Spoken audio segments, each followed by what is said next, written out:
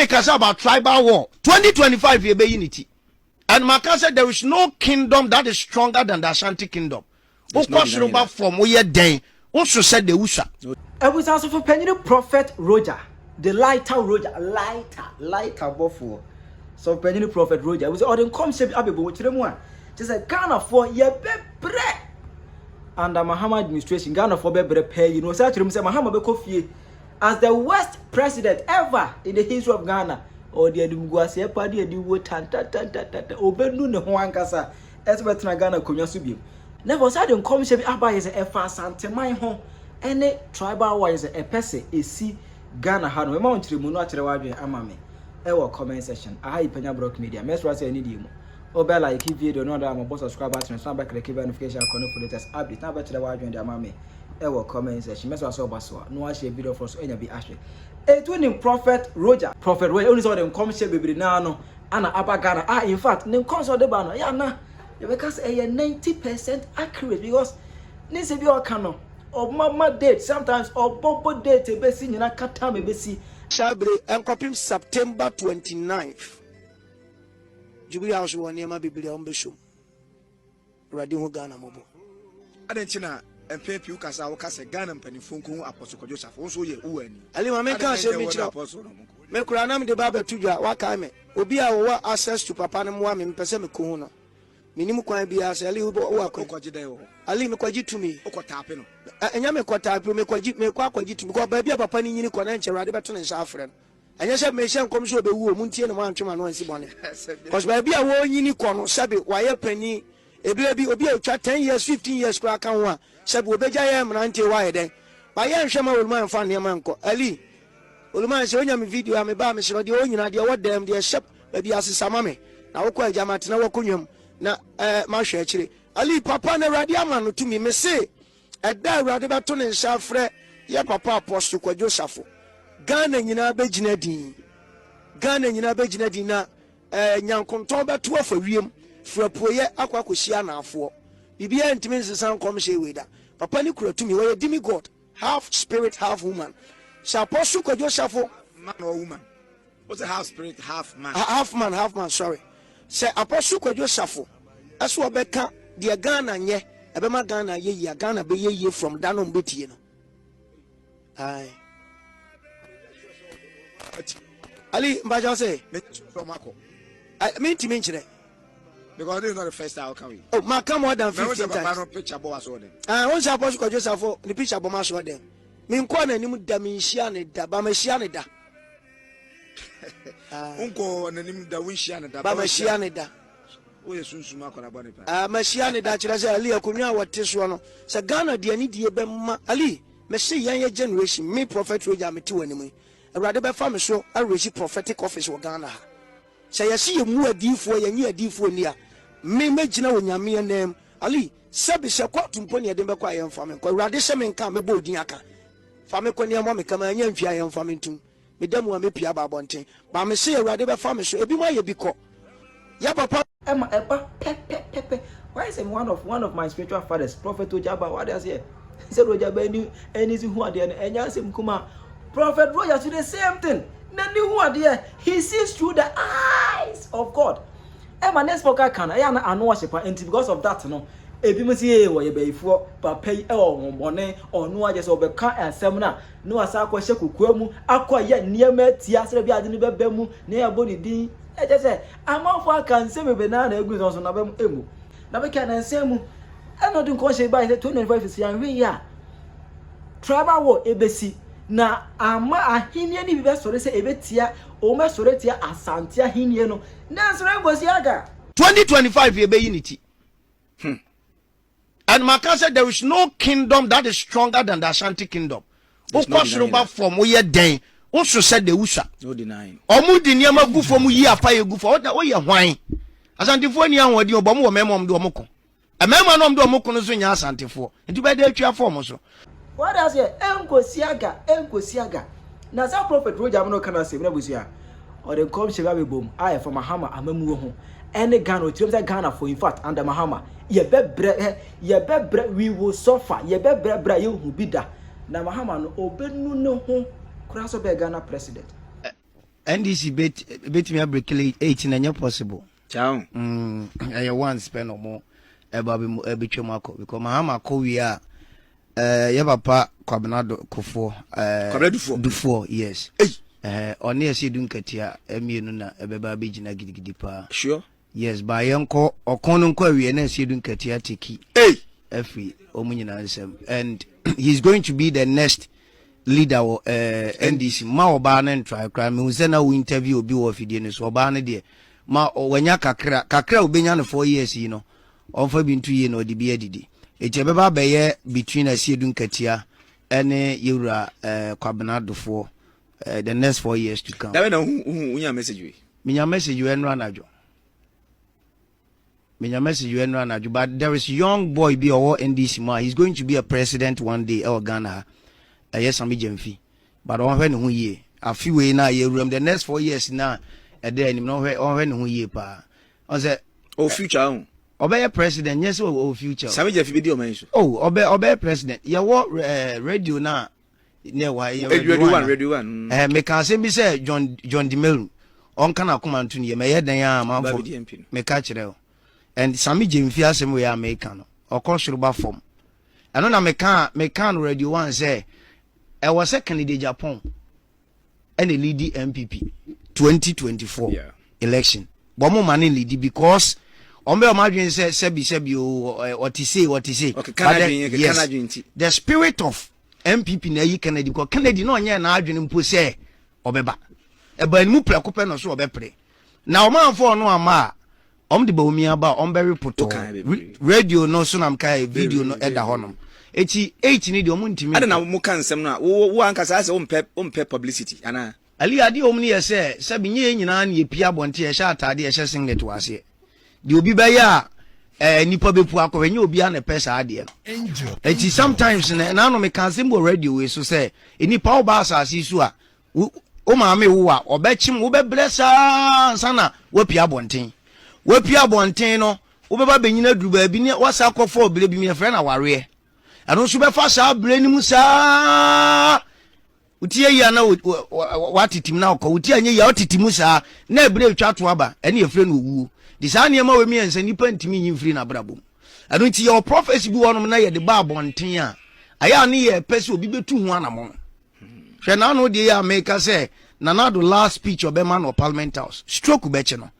Anchina the bodyguard ujina nechi ebeche no and asem we are meka ye no meka asem no within few days na the NSC at that TikTok at OCCA meka asem no within few days now him ade o say after me nya telephone call say ade we ya odi for waka de yempese besi na ye bet yes I had a call omutu wana mo ni ye betimi aye bibi ba na ye ntimi nya bibi for nipa tu.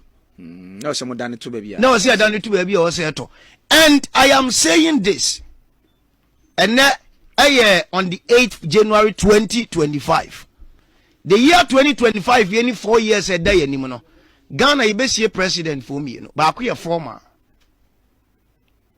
It's a young and Ali now me back I said you see 2012 no. The same thing basic the next 4 years a day anymore. On say asofo bi ni sunsunfo bi ba bonten say Yewura Mahama obekọ dwumadie na se a omo kishu so obehya ade akọkọ wom obi we kan ali se oman na atim no enipa ye afiri hunamu se ye afiri abochifo nyina akura ye bibia ansa na mato ade se abochifo omo kwa so omo yesu ali nipa yi se nipa yi bibia hwe some years to come asori e friend asori emrantie na eba ne no youth na eba na ali ebre bi ba de e friend asori ombenim se asori oba huni gidie wo bekono kwa nipa ni so go ne obi ape ba bi obewura ne shabre ba de having something de mum yemfa nto nkyai ne na no ya na was of Penyah kwese wa akọ holidays wa akọ Europe to aba asisi adam de wa so akọ Europe to aba ti wa ukọ hono ba ya wo hwa adam di a krofo ahyehyɛ no honam yani a wo se o preaching sisa na wo hye nipa nkuna na wo ye adwuma because asetena mu no ene ma perfect pa ali ma ho fe o emema no so bi ho fe se nyame ye wadom na otu botom na nya bi pa tena wo nkyɛn sɛ yire a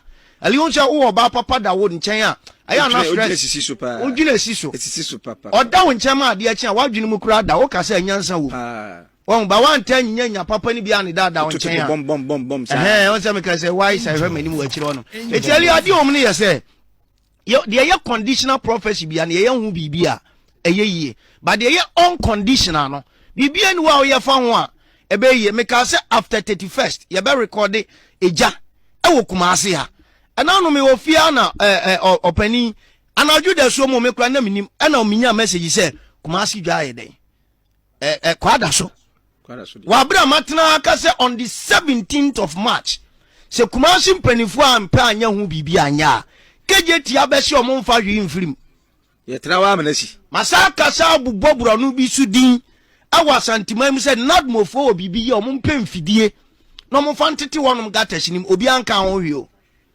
ba de ni besi awie na akwa eti say Ghana difo de ye hye ye perfume enye obi ya ne perfume tama manfo hye nkom se Mahama bewin no na ye de sa prophecy na about 2 years at the point so benya margin ode bewin ni nyina na ye de aba abonten dada mimi wa Canada na manfo hye sa nkom na li ye de sa prophecy na ba abonten na mimi manfo hye nkom we bewin na mimi kasa about oje ebehye na me kasa about tribal war 2025 ye be unity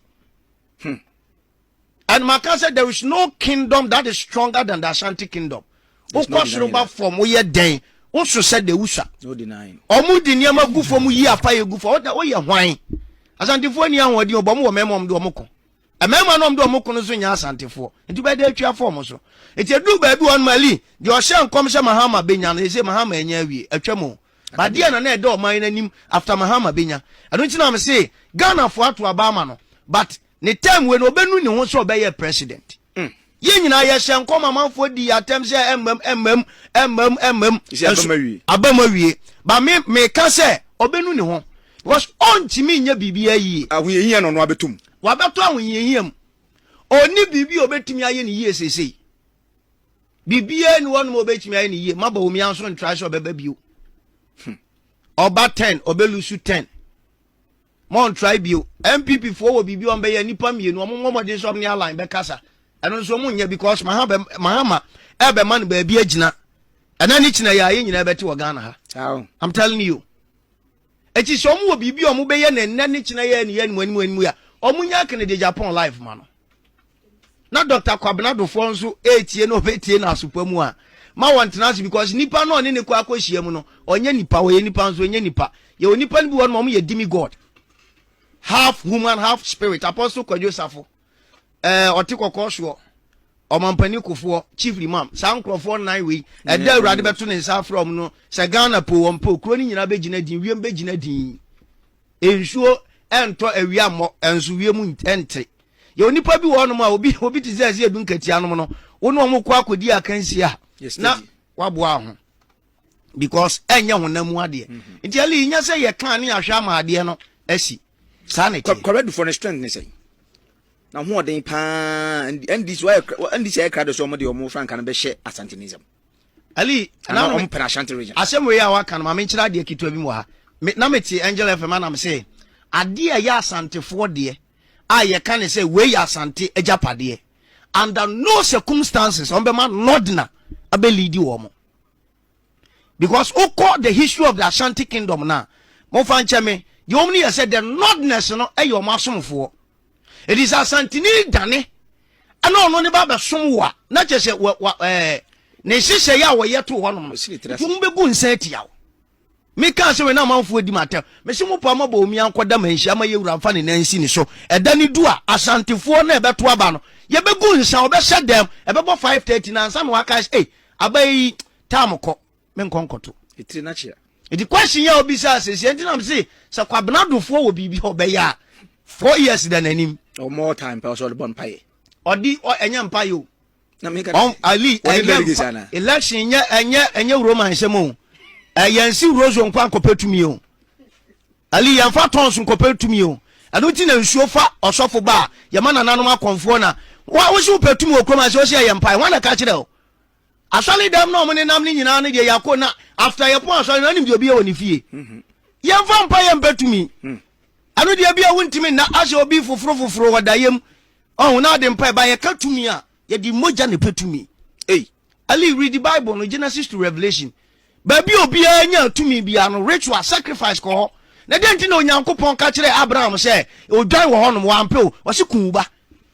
jafta ko ba no be chi ne ba tua ni ti di ma Awurade nyankopon wonni sunsumu asem a ana okotena wa so obi sha me sofo de me kwa asori ayenton oyo so sofo kire buku ton wa kire the will of God volume 1 volume 2 volume 3 what to anu be almost be 1005 when you gidie wom obi nso akofa nwia yi mu ensuo no ade aye oyi watumi tim de ama obi aton wo so anu be kwabo nsam gem bra wonim de oka eti eva mpa ye mpetumi ye de sacrifice na de petumi say no she mpa bo ni bia but that kind of practical one afa no aka mpa na wa kire mu ye eti o mu pe bibia ye o mu fa niam angu fom ye frafra honhom anu chi na du ba bi wo hwene ni hwedin wo se okono bedi nkugo okoye nsamafre ko fre wo nyankopon difo yes am obi sa Samuel said dia me konde na besi oso baba be ka me ho wanim guase nyina ba wie ampa so ko okoku di nkugo echi tumi sam no enye praise the Lord ali yanko hatagbeo la ilaha illa Allah Muhammadur Rasulullah sallallahu alaihi wasallam. Papa na watchi busumi ye no bebo pa me fro bia afa ali o frem bia be telephone call ebi so kwan da ho anu waba ko ye bebo no papa ko is January ebeko obi beka se jahehye de common especially opebere it will find fans and then na fi jahehye special ali ahonhum kurukuru the evil spirit are all 2025 no kuraja no de nam ana 2024 election na e course no rituals na ye more into the earth no the law of the earth na sorry makasa 2025 nya afipa ma obia samom we dey also for say 2025 we be receive minim de bia de wire amount he ade bi course okrum ha and obeshi obi o yesterday bia na ade ready than nsa started last year ton we last 2 years na started ade ya wa sofo mienu om de sa ade na ba krum ase obeshi obi bia o yesterday bia na sa ready ni bia den than nsa de da obi nsa na ono akwaji bia to onte ase o efina won tese ni sabi da ali baba nsa oya adwuma Angel FM de menso me de ni pass na chimi de bia to mensa afi we 2025 enema de nam bia anye ade bia de nam bia anye eja ya sem a ye kan li kejeti aye nsolma wo hobio yeah me 31st me gina ma so dem ka chem church member say until say enema bia ye hwe anim kwan be ye onema wo dwom ye 100 for mu 75 go full okay o kodwa anu ayi bia gutachi na a good advice pa na de my tea o kodwa anu ayi bia den na de ko fa nema na fa bi gu fie ko wontimi nton nema na gu store nim nyina no one day say dan kra na be han bia ka wa han bi ka na fa bi gu fie edu ba bia ali hwe kroma shon o pe ba bia duro say ye nto ye ho aduro wo pa ye o ba bi mienu na ewuru ba bia de di kan ye dwom wo ye dwom furu no mo na be yi magazine furu ade aka ya solid dem wura nkrofo solid dem na ali say nyankopon yi bi musuma ye pia ka be hunu se ebi mu ye kira man so akonfo no mo aboko tu gina so dem enti dwana ya tim no ali entoma no edoso ena menyawa mese o menyawa mese ti nipa timi di bone a di within the Ashanti region no eniema nipa ye no ano oden enti ali da bia mka je wo se wo da sori wo sori ya no asha atade no wapie obi se bonsam na o se wiase ali o tumi mienu ane ho oden wa asase su che tumi bia de di kan yo nyankopon tumi de to so mienu ye sika tumi echu da sori eniema mienu sa da so sori kwa koye adwuma ko pe sika anase bia ko ba bia ko pe ban boy ye nyankopon fi asa edi tumi we mienu no be ka bom na krashe a de ade banye edi 2025 no eniema afi we de ban enye mo da sani eti wo se wo hunu de da wanim na eno na wo tire mu se ensu wa Ghana nyina buafu enam galamsenti ensu wa Ghana nyina edwa line na they are taking revenge against the country mesi ali tie me ensu na ye se no ensu a ye se wo muti omu nyina they are coming to fight the country oga se ye ko wo de wanya gudie agu hu na de ebi mu kire TV show no mu yigu ebi mu de bi asese so mo se ebi mu de bi aye nkawa do mu ko ebi mu aton mu de agu mbotom it is coming and sorry aba na ye be hunu we live to see say prophet Roja na sem na ye obeka no say ye bosirem ka say ye fame na all pa what wanom Ebeba tu ebeba Bible say no me ne be di wachi a o mo record wa beka no ebeka o kantan wa yemmoa according to Deuteronomy 28 ebeka wa ba be sew wo se watade a hekrobi di ne ho kan no me aka no etimu dia nananom na mu kita tumi na o mo bokro no ban no mo bi kan je say Awurade na ebokro no ban Nyankopon de o na ebokro no ban o na eboye but obo ade anyina wi o de ahonhom adida niema bia ntinye wo nsuo tumi ye wo nwia tumi ye wo asase tumi mframa tumi ansa na ba honam a ye wo asofo ye wo ahemfo Awurade akyeche ne pepepe anu nti wo de aboma ye mfa sikatuo ansan sase ani nsuo na ba bia dida krom no so no ahemfo nom ne mpanifo no monton ni nyina fa nsi store na oyo ne ba me nti akonwa so de wo hwa me nti akonwa so wo ne bekun de beka no kura kira wo se de wo ya na de oye na ebre ye nkyirima na wo se wunti a ye mpa ye ne se wo yini bia wo hwa me na wo ntie de Awurade ka na ba nam no so amaga na asai so ya politician so ya president na wo mwa ma man ni nyie na ni tirimu po be maga na asai ne yire ne mato ho Awurade ye de amansa so ye innocent wo de be fira fa firi so nom na ade abachi na wetim ade abachi na wetim a ye nyina be ye benya benkum hene ni fa hene di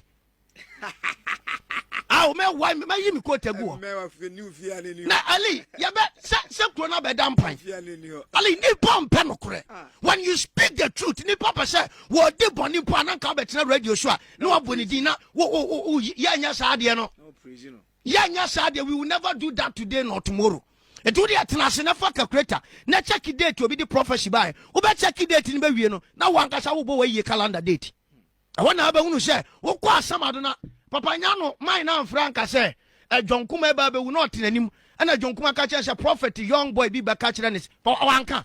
I say prophet, young boy be by me fear. John Kuma drive a friend Eric, me bonny this Eric Sammy Bomla Bonting. Eric in a demicoy, and I'm catching said, this is the voice of God. They are going to poison you. Vice President Akunya, Nanya Podia. Now you John Kuma, they are no more choice John Kuma on Betono, but I'm one a poison Nukuno.